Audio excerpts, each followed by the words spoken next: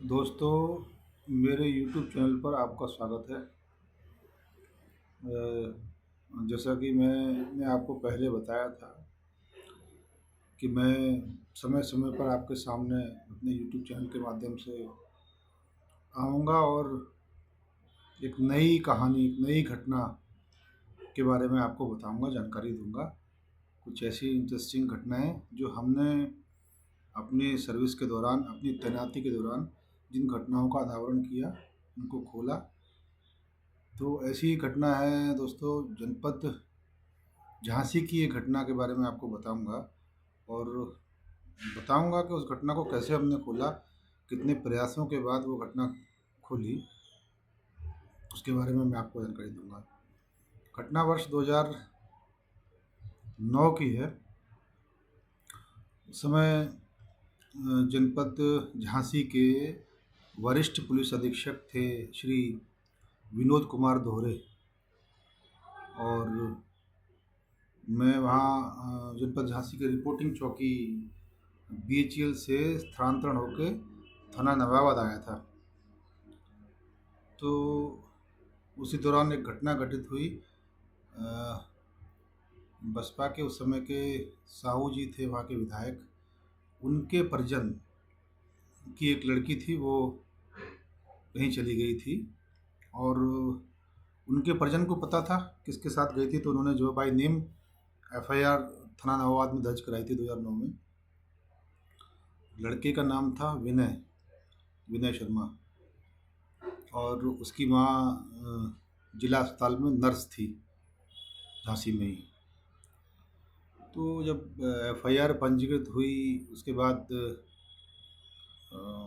मामले की गंभीरता को देखते हुए ये देखा गया कि कौन ऐसा है जो जिसको इन्वेस्टिगेशन दी जाए और ये जो लड़की है वो बरामद करके लेके आए। इसकी खोज हुई, खोजते खोजते जो है वो इन्वेस्टिगेशन मेरे पास आई और वरिष्ठ पुलिस अधीक्षक महोदय ने मुझे अपने कार्यालय में बुलाकर सारी स्थिति से अवगत कराते हुए उन्होंने कहा कि ये विधायक जी के रिलेटिव हैं, इनकी लड़की फला व्यक्ति के साथ चली गई है और हर हालत में इसको रिकवर करना है, बरामद करना है, और इन्वेस्टिगेशन मेरे पास है, तो आप देखिए कैसे इसको बरामद करना है, पर हर हालत में ये बरामद करना है। ठीक है साहब, इन्वेस्टिगेशन हमको मिल गई, हमने उस पर काम शुरू कर दिया।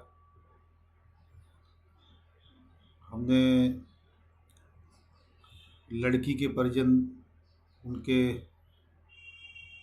पिताजी से बातचीत की, सारी चीज़ों के बारे में जानकारी हासिल की, लड़की डिटेल्स प्राप्त की, उसके मोबाइल नंबर और सारी चीज़ें प्राप्त हुई, उसकी डिटेल निकाली गई, तो मोबाइल उसका बंद जा रहा था। फिर उसके बाद जो जिस पर शक था, विनय शर्मा नाम के लड़के पर, जो उनका पड़ोसी था, वो भी गायब था। तो उसकी भी नंबर की सीडीआर्स वगैरह निकाली गई, तो सब नंबर सारे स्विच ऑफ जा रहे थे और ऐसी स्थिति हो गई थी कि कोई बता के नहीं दे रहा था। फिर लड़के की माँ से भी पूछताछ की गई इस विषय को लेकर, तो लड़के की माँ भी बोली कि मुझे नहीं पता कहाँ गया लड़का, और ये बात तो दोनों स्वीकार कर रहे थे कि इनकी लड़की चली गई है, हमारा लड़का चला गया था, लेकिन ये नहीं कह के बता पा रही थी वो उसकी माँ कि उसी का लड़का इनकी लड़की को लेके गया है। अब ये चूँकि सारी चीज़ें कोई ऐसा हमको सुराग नहीं मिल पा रहा था कि कैसे उस लड़की को पकड़े, तो अब मैं अपनी इन्वेस्टिगेशन में कुछ नई नई चीज़ों का प्रयोग करता रहता हूँ, हर चीज़ में संभावनाएं तलाशता रहता हूँ। तो बहुत सोच विचार करने के बाद मैंने ये निर्णय लिया कि हो ना हो लड़के का कुछ ऐसी चीज़ें निकाली जाएँ जिससे उसके तक पहुँचने में आसानी हो। तो दिमाग में आया कि हो सकता है इस लड़के का कहीं बैंक अकाउंट हो, बैंक अकाउंट की जानकारी की जाए। इस संबंध में उसकी माँ से मिले, तो माँ ने बताया कि उसका कोई बैंक अकाउंट नहीं है। फिर हमारा दिमाग घूमा कि संभव ही नहीं है, ऐसा हो ही नहीं सकता कि किसी का बैंक अकाउंट ना हो। एक संभावना को देखते हुए हमने उस पर काम करना शुरू किया। तो हमने सारे बैंक्स में जो है उसका डिटेल पता लगाने की कोशिश की। हर बैंक में जा जाकर लिखित एप्लीकेशन देकर उसका नाम बताकर वो संबंधित ब्रांच मैनेजर से संपर्क करके उसका डिटेल्स प्राप्त करने का प्रयास किया। तो एक वहाँ पर HDFC बैंक है कचहरी चौराहे के पास में, तो उसमें उसका खाता निकल के आया। और एक जो है झांसी में SBI की मेन ब्रांच, जो शायद मगर झोकन बाग पर थी उस समय, उसमें एक खाता निकल के आया इसका। अब ये पता लगाने का प्रयास किया जा रहा था कि उसमें कोई पैसा ट्रांजेक्शन कुछ हो रहा है कहीं से। तो बैंक मैनेजर से काफ़ी सहयोग प्राप्त हुआ, SBI की बैंक मैनेजर से। हालांकि सभी HDFC वाले भी कह रहे थे कि हमारे लिए कोई, हमें कुछ मदद करना हो, हमें कुछ सूचना देना हो तो आप हमको बताइएगा, हम भी बताएंगे इस संबंध में। लेकिन SBI के ब्रांच मैनेजर ने हमारा सहयोग किया और उन्होंने उसका खाता खोल कर ये देखा कि कहाँ से निकला। तो हमें गुड़गांव गुड़गांव से कुछ ट्रांजेक्शन होता हुआ उसमें दिखाई दिया। लेकिन उसके खाते में बहुत ज़्यादा पैसे थे नहीं, तो एक उम्मीद भी ख़त्म हो रही थी कि शायद अब 1500 रुपये उसके खाते में थे, ये निकाल लेगा। अगर ज़्यादा पैसे होते तो हम इसको ट्रैक कर सकते थे। तो बैंक मैनेजर साहब से हम लोगों ने बात की कि आप कैसे भी जो है इसकी हमें बैंक वो ATM ID आप निकाल के दीजिए। तो मैं सभी दोस्तों से ये कहूँगा कि जो भी उसके बारे में जानते हों या इन्वेस्टिगेशन जो भी करते हों, तो वो अपनी इन्वेस्टिगेशन में हर संभावनाओं को लेके काम करना चाहिए। तो मैंने कई घटनाएं मैं आपको ऐसे भी बताऊंगा, जो DTH जो हमारे यहाँ जो डिश TV है उसके रिचार्ज से भी हमने वो घटनाएं खोली हैं, वो भी मैं आगे बताऊंगा आपको। आज तो मैं केवल ATM ID से के घटना खोली है उसके बारे में बता रहा हूँ मैं। तो ब्रांच मैनेजर से ATM ID का पता चला। तो उसमें जब आप कभी देखेंगे, जब आप ATM से पैसा निकालते हैं तो उसमें ATM ID ऊपर लिख के आता है। तो उस ATM ID का पूरा रिकॉर्ड मेंटेन होता है, वो उसके बारे में पूरा पता होता है कि वो ATM ID जो कोड होता है वो कहाँ पर स्थापित है। तो हम कम से कम वहाँ तक तो पहुँच सकते हैं उससे कि हाँ इस एरिया से जो है ट्रांजेक्शन हो रहा है। तो ब्रांच मैनेजर से हमें यही पता चल गया था कि इस एरिया से ट्रांजेक्शन हो रहा है। तो हम जो है ये अब एक दिशा मिल गई थी कि ये गुड़गांव में, ये लड़का और लड़की गुड़गांव में है। फिर हमने ब्रांच मैनेजर से हेल्प मांगी, उनसे कहा कि अगर इस खाते में कहीं से भी कोई पैसा कोई डलवाता है आता है तो आप हमें ज़रूर सूचित करेंगे। इत्तेफाक की बात है 4-5 दिन के बाद इसकी माँ ने ही खुद जो है, जो नर्स थी डिस्ट्रिक्ट हॉस्पिटल में झांसी में, उसी ने संभवतः 20,000 रुपये इसके खाते में डलवा दिए। अचानक ब्रांच मैनेजर का फ़ोन आया कि सर इस तरह से जो है इसके खाते में 20,000 रुपये डाले गए। फिर एक उम्मीद जगी और ब्रांच मैनेजर से हमने संपर्क करके ये प्रयास किया गया कि किसने ये इसके खाते में पैसा डाला है। तो पता चला कि इसकी माँ ने जो है इसके उसमें पैसे डाला है। यानी इसकी माँ को पूरा पता था कि विनय शर्मा नाम का व्यक्ति ही, जो उसका लड़का था, वही जो है इसको उसकी लड़की को लेके गया। ये पूरी जानकारी थी, लेकिन हम लोगों को उसने बताया नहीं था कुछ भी। हमने भी कुछ नहीं कहा, हमने कहा ठीक है इस तरह से अगर चल रहा है तो हम वहाँ तक पहुँच जाएंगे, उसके बाद देखेंगे सर। तो उसके बाद साहब जो है पूरी डिटेल वहाँ की मिली और 20,000 रुपये जब चले गए उसमें, तो एक दिन हमने देखा कि वो 500 रुपये करके वो वहाँ से ट्रांजेक्शन हो रहा था। एक सेम ATM ID था, यानी एक ही जगह से बराबर पैसा निकाल रहा था वो लड़का। तो ये तो क्लियर हो गया था कि अब वो जगह वहाँ क्लियर हो गई थी, और ये भी पता चल गया था कि उसी के आसपास कहीं वो रह रहा है, क्योंकि प्रतिदिन जो है 4-5 दिन छोड़कर वो उसमें से 500 रुपये निकाल ले रहा था।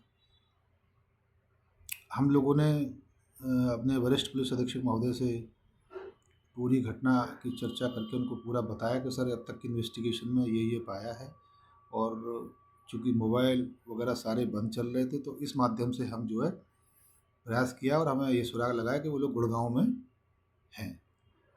तो हमारे SSP साहब ने कहा कि ठीक है, अब आगे की कार्रवाई अपनी, जब आपको पता चल गया है तो आप कोशिश करिए वहाँ जाकर। तो गुड़गांव में जाने के लिए हमने सबसे पहले अपने वरिष्ठ पुलिस अधीक्षक महोदय को एक गैर प्रांत चूँकि पड़ता था, तो वहाँ जाने के लिए एप्लीकेशन लिख के दी उनको, अनुमति माँगी उनसे। और हम जो है, क्योंकि हम लड़की को केवल फ़ोटो के माध्यम से, लड़के को फ़ोटो के माध्यम से ही जान रहे थे। लेकिन ये तो आप भी जानते हैं कि किसी को फ़ोटो में देखने से और फिज़िकली देखने से बहुत कभी-कभी अंतर आता है। तो हमने ये दिमाग लगाया कि हम ऐसा करते हैं कि लड़की के पिताजी को लेके चलते हैं साथ में, क्योंकि वही दोनों को जानते हैं कि पड़ोसी थे। वो अब उस आदमी लड़के को भी पहचान सकते थे अच्छे से। वो तैयार हो गए। हम लोग झांसी से चल के दिल्ली होते हुए गुड़गांव पहुंच गए। उस एटीएम आईडी का जो पता हमारे पास था, जहाँ पर वो एटीएम स्थित था, लगा हुआ था, वहाँ पहुँच गए और उसको आसपास सारी चीज़ों का निरीक्षण हम लोगों ने किया। हम लोगों ने ये देख लिया था कि हाँ, ये जगह एटीएम है। और अब चूंकि हमें ये देखना था, हमारी किस्मत थी कि वो कब पैसा वहाँ से निकालता है उस एटीएम से, क्योंकि रेगुलरली पैसा उसी एटीएम से 3 दिन बाद 4 दिन बाद निकल रहा था। तो हम उसी टाइमिंग से गए थे कि अब 3 दिन हो गए और शायद एक आध दिन में ये पैसा अब निकालेगा। और इसी के साथ साथ हमने वहाँ पहुँचकर एसबीआई के ब्रांच मैनेजर से एक रिक्वेस्ट की। उनसे कहा कि सर, इसके ज़रा खाते पर नज़र रखिएगा, तो संभावना है आज या कल में जो है ये पैसा एटीएम से निकालेगा। तो उन्होंने भी आश्वासन दिया कि बिल्कुल हम आपको बता देंगे, आप निश्चिंत रहिए, जैसे ही कोई ट्रांजेक्शन होगा हम इस खाते पर नज़र रखे हुए हैं और तुरंत आपको बताएंगे। हमारी किस्मत बहुत अच्छी थी। लगभग 2 या 3 घंटे बाद वहाँ पर एक व्यक्ति आया और अपने बालों में मेहंदी लगाए हुए था। हमें शक हुआ और तुरंत हमने ब्रांच मैनेजर से संपर्क किया कि मेजर साहब देखिए, कोई ट्रांजेक्शन तो नहीं हुआ है अभी उस खाते में। तो उन्होंने देख के बताया कि हाँ, 500 रुपये का ट्रांजेक्शन अभी अभी हुआ है। तो उसने पैसा निकाल के वो निकल रहा था। हमने जो है लड़की के पिताजी से कहा कि ज़रा पहचान के बताइए, क्या यही है क्या? चूँकि उसके बालों में मेहंदी लगी हुई थी, तो लड़की के पिताजी जो है पहचानने में असमर्थ थे। लेकिन मुझे बिल्कुल कोई भी शक नहीं था, क्योंकि ब्रांच मैनेजर ने हमको बता दिया था कि अभी भी 500 रुपये का उसमें ट्रांजेक्शन हुआ है। तो हमने तत्काल उसको जो है अपने जो प्राइवेट में जो पुलिसकर्मी थे, टीम थी, उसको वहीं लगा दिया था और तुरंत इशारा करके हमने कहा यही व्यक्ति है, इसको पकड़ लीजिए। तो उसको पकड़ लिया गया।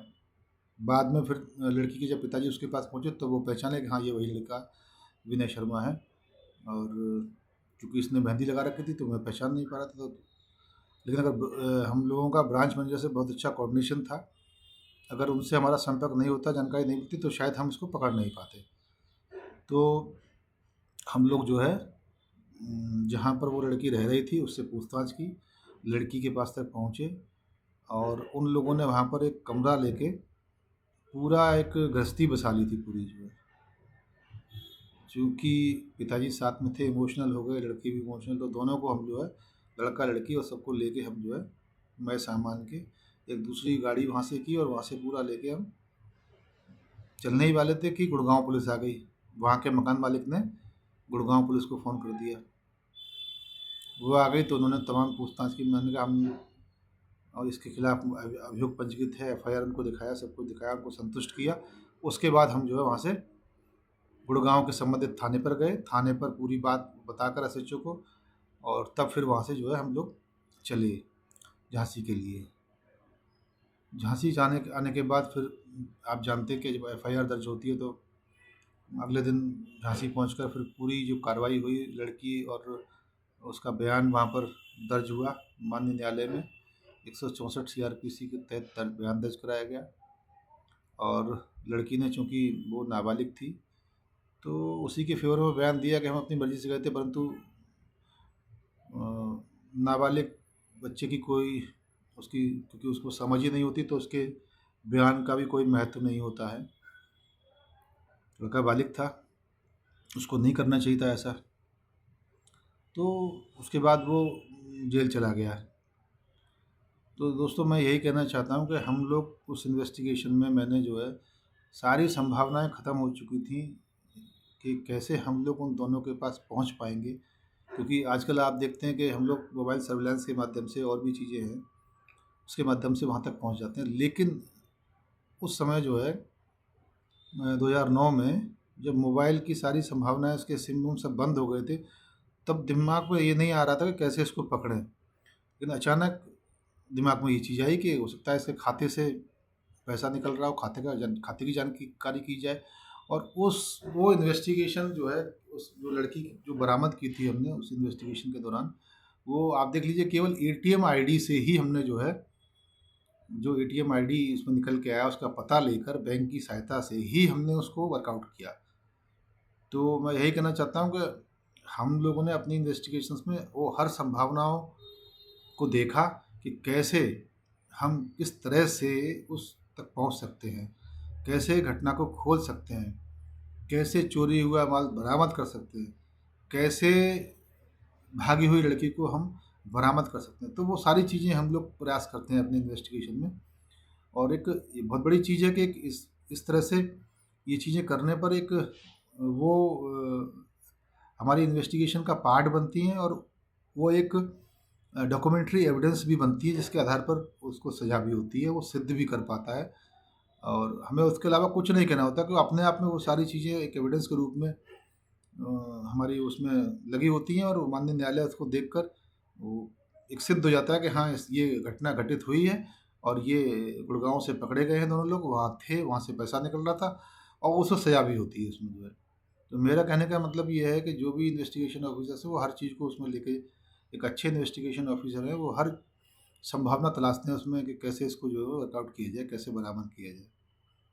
और ये घटना हमने केवल एटीएम आईडी से, उसके वो कहाँ स्थित है, कहाँ लगा हुआ है एटीएम, बस उसी से हमने पता करके, और वहाँ से घटना मैंने आपको बताया कैसे मैंने ब्रांच मैनेजर से संपर्क स्थापित करके पैसे का जो निकालना हो रहा था उस व्यक्ति के द्वारा, बस इतना हम लोगों ने कोऑर्डिनेशन आपस में बनाया, जानकारी की, और उसको पकड़ लिया, और वो घटना का वर्कआउट कर ली।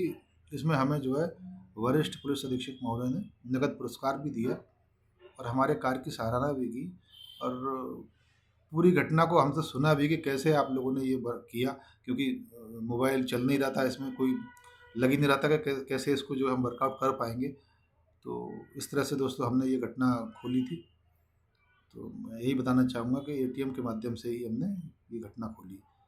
और भी आगे मैं आपको कि किस तरह से, जैसे मैंने आपको बताया कि डीटीएच रिचार्ज से भी हमने घटनाएं कई खोली हैं, उनमें से कुछ घटनाओं के बारे में मैं आपको आने वाले अपने उसमें बताऊंगा।